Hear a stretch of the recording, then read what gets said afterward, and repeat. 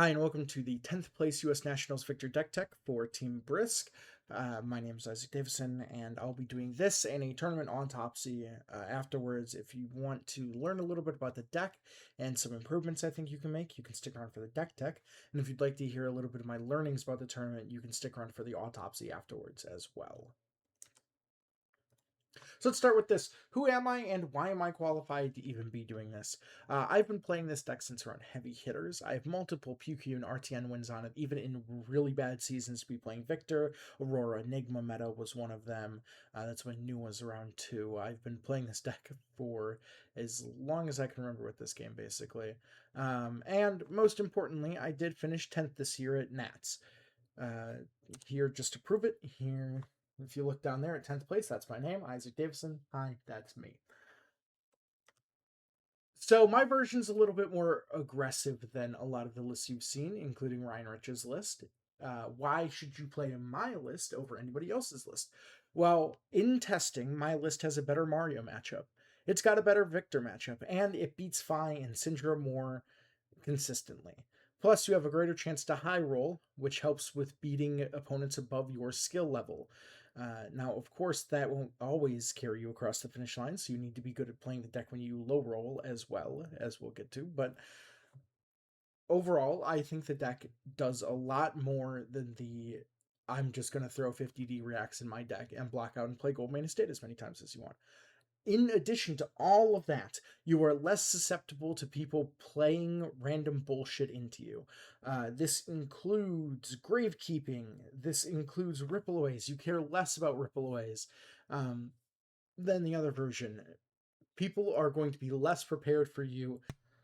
So here's the list. And as you can see, it's pretty standard for the most part. I just want to talk about a few things in here and make note of a few things that we'll come back to. I'm on 2 Red Disable. I think that this card is fantastic into the Redline Ninja decks. It's blocks 3. It also can threaten Disruption, because against those decks, you need to be chaining Disruption, so your Spinal Crushes into Disables into Boulder Drops, and just keeping that going. It also works really well with your Iron Fist Revelation. This card coming in for 10 means that people have to give you 2 cards from hand and a piece of equipment, or maybe even 3 cards from hand to protect their arsenal, which is very strong. It basically, at that point, becomes a Command and Conquer. Just a little more resources, and that's totally fine. I'm on 2 Clash of Might, 2 Clash of Vigors. These cards are great for giving you the extra resources that you need. Playing Goldmane Estates for free is very nice.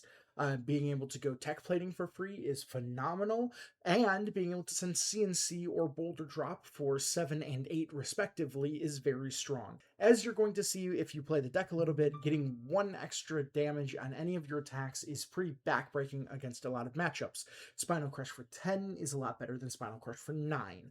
Disable for 10 is a lot better than Disable for 9, and that's because you're hitting that 10 power breakpoint in which people need to give you an extra card or an extra piece of equipment to help block out that crush effect.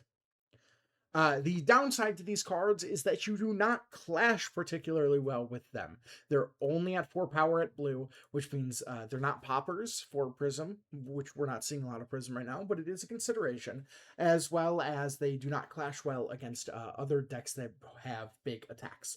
The good news is that the meta is not really full of these. You have the Victor Mirror, which you shouldn't be clashing all that much into anyways, and you also have Brutes, specifically Rhinar and Levia, but Levia's unplayable and Rhinar is inconsistent. And you were just more consistent than Rhinar, so that's fine in that case.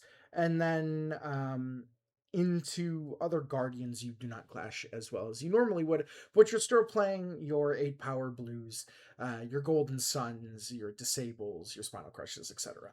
These are going to help you bail out. And in practice, it looks a lot worse than it actually is. You look at these and you go, oh man, a 4 power, and in reality, or they end up playing a little better in play than in theory. Same goes for Ripple Away and Right Behind You. Right Behind You is helping to smooth out a little bit of those bad clashes. I found that this card kind of underperforms into decks that go very wide because it only blocks 2 with itself, so it can be a little hard sometimes to find the right chain link to throw a 2 block, but overall, I think it was relatively healthy to have, as well as it won me quite a few clashes by just being able to secure a 8 power on top of my deck.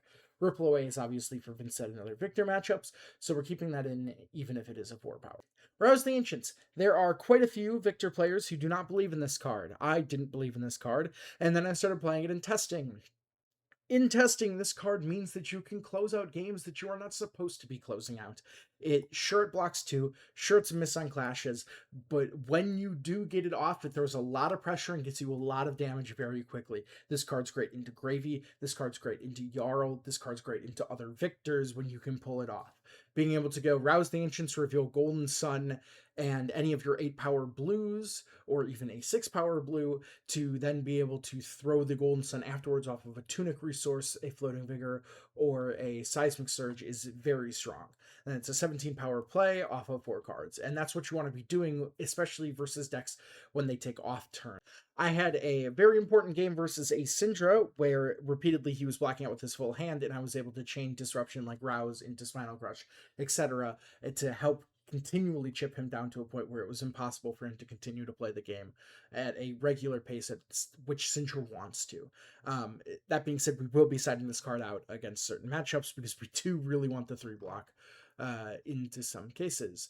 The sideboard's pretty standard. I know the discussion about Pummel after Ryan Rich's interview is going to be, should we be running 3 of them or 1 of them? We are running 3. This card will win you the mirror if you are playing 3 of it. The Victor mirror is decided off of who resolves more Pummel CNCs or just good Pummels, as well as who resolves more Goldmane estates. So having 3 Pummels in your list is going to be very strong.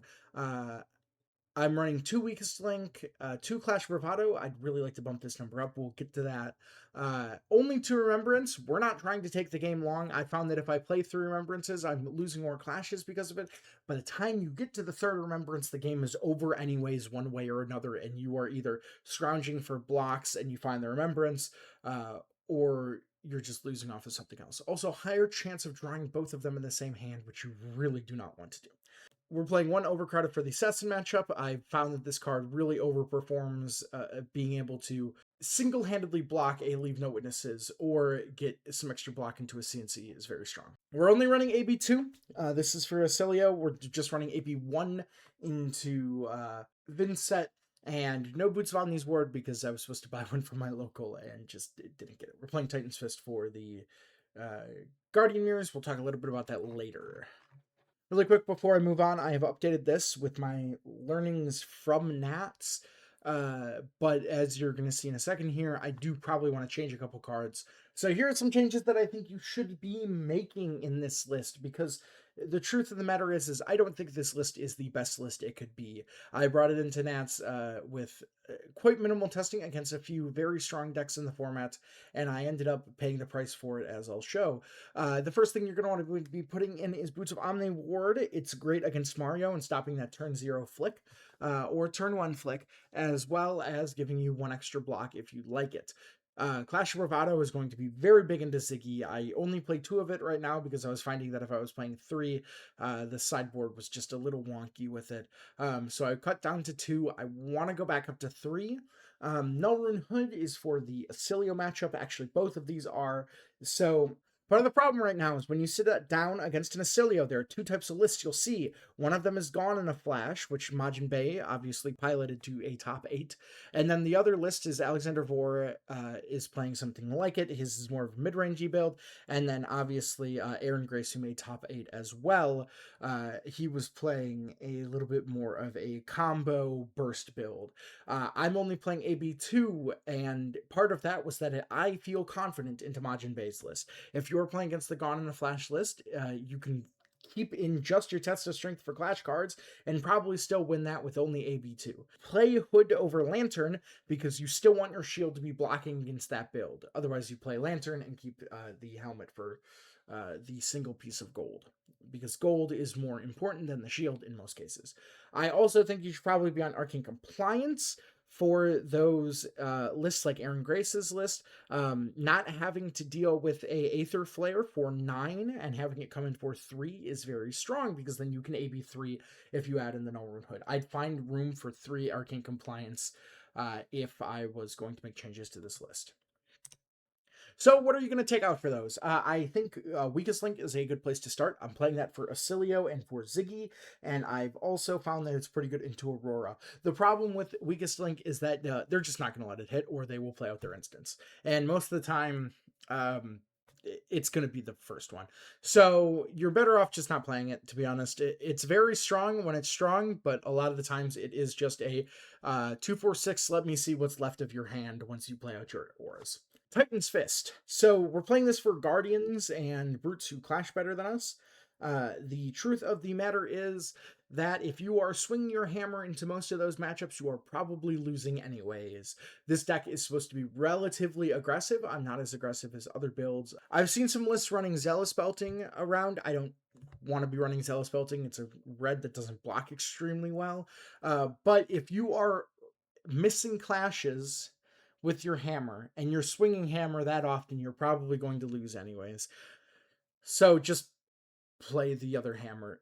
Into most decks, it's actually just supposed to be Miller's Grindstone. So if we're only keeping Titan's Fist for the Mirror and Jarl and Betsy and Reinar, that's 4 matchups, and I think all of those you shouldn't be swinging your hammer. You should be attempting to disrupt them with other means. So it's better off to just be playing Miller's Grindstone, period, and just cut the Titan's Fist anyways. Shelter from the Storm. I think if you're playing Boots of Omni's War, you can cut this down to 1 copy. We don't really need more than that, and it's a miss on clashes. It was very useful over the weekend to help me stop a few things, but I think every time I saw the second one, it was a lot less useful than when I saw the first one.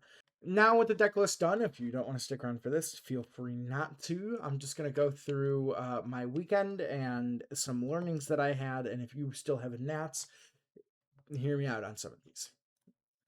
So before I go into my CC game, let me just quickly go over draft. I believe the set is extremely skill intensive. There really is no clear best deck to be drafting, which is really good for the format because it means that at any given pod, you might have the best deck in the room, but you're not going to know it until you're past it.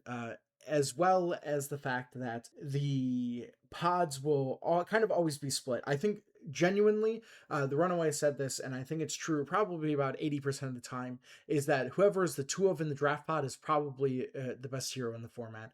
If you have a 2 of Ziggy, they're probably doing the best. If you have a 2 of Acilio, they're probably doing the best. If you have a 2 of Aurora, they're probably doing the best. The problem with that is that this can very easily be griefed by 1 to 2 players not reading signals well enough, especially because pivoting is almost non-existent. You cannot pivot past like pick 4 or 5 without extremely fucking over your deck. So being able to know your power cards and know your picks and being confident in those picks is going to be very good, especially when it comes to sending signals, because the signals in the set are a little weird. The other thing to note is that I believe that good play is fundamental to this draft set. Scumming out wins is totally possible if you have good fundamentals. Your draft deck can be just the worst thing possible, but it has you behind it, so you can win just by knowing how to play the draft, playing your cards right. So just to go over my drafts, day 1, I drafted a 3-0 Acilio deck where I was the only one in the pod. That was quite possibly the craziest draft I've ever been in. Once in a lifetime thing to get that good of a pod. Day 2 draft, I drafted Acilio again. I think it was pick 2. I picked a card and decided to lock in on Acilio, and a couple other people locked in later than me on the other side of the pod, so we ended up having a 4 of in the pod for Acilio. I came back with this deck and was extremely worried about it. I thought that this was the worst draft deck that I could have. We were consistently running out of wizard cards within 4 or 5 picks. So I was just kind of playing lightning slop, and it ended up being pretty good. I ended up going 2-1 with it, the best Acilio in the pod, and what that comes down to, again, is that mid-tier decks can skill stoop out wins. Like, that should have been probably an 0-3 deck, but I was probably the best Acilio deck in that pod, so I ended up being able to go 2-1 off of it. Let's go to CC now. CC is quite interesting right now. I think the meta has not been solved. but we're going to talk a little bit about what I went up against. Round 1, I was up against a Decimated Great Axe Bolton. I took the W there. Round 2, I was up against a Puffin. I lost to that. And we'll go through all of my losses, and I'll talk a little bit about what I could have done better in all of them. I went against a Fang. I went against a Victor. I went against a Mario, and that was day 1 going into draft. So I ended day 1 7-1, which was very good and put me on the track to do well into day 2. Day 2, I was 9-2 going into round 12, where I picked up one against Jarl, picked up one against Syndra in round 13, and then proceeded to lose both of my win-ins to top 8 in round 14 and 15, which was unfortunate, and those were against Ziggy and Acilio. We'll talk a little bit about those. So let's talk about the Puffin lost. Turn 1, I played a Gold Estate and they rippled away it. Now that's normally fine. I can play through that, but then on their turn they played Mutiny on the Battalion Bark. I think this card is bad, but part of what happened was I tilted off the face of the earth after they played this and proceeded to lose 4 clashes in a row to not being able to reroll them. The moral of the story here is keep a cool head and play to your outs. I believe I actually had a very strong fatigue win con in this game that I just didn't play to. I ended up trying to keep an entire hand to throw a kind of mid-Rouse the Ancients turn, actually, but what I should have been doing is just blocking and playing to my outs and just hammering over and over again to try and get rid of their Palantirs from deck, as well as force cards out of their hand. I had the fatigue win con, I fumbled it. Let's talk about the Ziggy loss. This was round 14. We're pretty late into the tournament. I forgot to bring AB. This is actually where my own testing failed me. I did not put in any testing against Ziggy because I just believed that the Gone in a Flash list is bad. And I still do believe that, by the way. I think that it caught a lot of people off guard this weekend, and it is not as good as a lot of people think. People will learn to play against it, and it won't be a deck anymore. It might still see play on the fringes, but once people know how to play against it, the deck becomes a lot worse. You bring AB1 into it, and you feel really good. So obviously, he's got AB on. He's playing 9 copies of Corrosive Space Dust, 9 copies of Cosmic Duality, and I just was not ready for it, and ended up losing to not bringing AB. The Acilio loss. I don't know what I was supposed to do differently in this one, to be honest. This was such a miserable matchup. Anybody who was there knows I kind of crashed out at the end of it because I'm at like 10 life. I send an E-Strike for 7, bottoming another E-Strike in my hand. I'm out of cards. He's looking at his hand and I'm just like, just fucking kill me, man. Like, Aaron Grace is a great guy. I just hate this deck. So obviously, if I could make the changes that I was talking about earlier, I'd make those changes. I just wasn't expecting the amount of burst that this version was going to have. I was very used to playing against Blazing for Lethal's kind of mid-rangey list where you are attempting to prevent a lot of damage and utilize the extra resource from Starplate to fuel stuff like Oasis Respite. And I just wasn't ready for what the deck was actually doing, which was just Aether Flare into Snapback for 1 billion damage. What are my final takeaways from this weekend? I think Victor isn't really all that strong in this meta. I think that Guardian can never really be the best deck in the format with a legal board state deck in the format. One of the things that you will note is that I did not play against a single Gravy Bones. I think that people were correct in bringing Gravy Bones to the event because it is one of the strongest decks in the format. And it will probably always be a top deck. Like, don't let Gravy Bones players psyop you about this. Gravy Bones is strong and will continue to be strong because board state is strong. Board state is always strong. You can even see the good 5 players on stream. We're talking about how Fi doesn't even have a good Gravy Bones matchup. And that's crazy to think about, right? Like, those are the decks that are supposed to eat board state, but we're sitting here and not. Into Gravy Bones, I'm just kind of running face and hoping that they kind of brick. I just need them to have a few bad hands, and then I take the tempo and put them at a low enough life total that they can't do their game plan effectively. And that's kind of hard to do. It's not very good, and it will just lose you games against good Gravy players. But as we can see via Ryan Rich's performance in top 8. Gravy, it can be an okay matchup for Victor. It can also be a not so good matchup for Victor. Another thing that needs to happen is they do really need to ban Striders. This card has never once in the history of Flesh and Blood created interesting gameplay in a non-wizard mirror. The card just effectively says from the get-go that you are at 10 less life than your opponent if they present it. It is unfun to play against, and genuinely I believe makes the game worse. They have a replacement for it, which they printed in Compendium of Wraith, that I think is a lot more balanced, just off of the fact that your opponent has to attack you to be using it, because you need to block with it to get it to go to the graveyard. The card just has very unfun play lines, and I think it's time for Wizards to move past the I will kill you from around 12 health milestone, especially with unpreventable arcane damage, which is really cool. The last thing that they should probably do is ban Gone in a Flash. Now, this one might be a little controversial, but hear me out. Gone in a Flash homogenizes lightning deck building. The first thing that anybody does when you look at a lightning deck now is say, how can I best utilize Gone in a Flash? You can see in how Majin built his list. You can see it in how Jonathan built his Ziggy list. All of this is true. Like, the best way to be playing these decks is to be using them as just a Gone and a Flash core. And that means that all of these decks are doing basically the same thing, but like slightly different. Is it, oh, I'm Gone in a Flash and then using an aura to attack you? Or is it, I'm Gone in a Flash into a spell? Oh, wow, so different. It's really not. It's the same deck, just with a different coat of other paint. At the end of the day, at its core, it's still a Gone in a Flash Lightning Loop deck, and that's not very fun. So I think banning Gone in a Flash will create better diversity in the format, especially within the Lightning decks. If you have questions, you can contact me.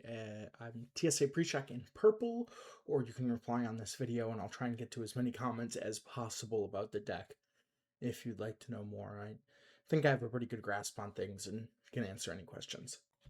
I'd also like to give a special thanks to the guys at Second Cycle and my team, Team Brisk, for being in my corner all weekend, as well as the people from the Epic Loot Discord, my locals, who were cheering me on all weekend. It's great to have people in your corner helping cheer you on and detail to you after stuff goes wrong. So I appreciate everybody who was there cheering me on.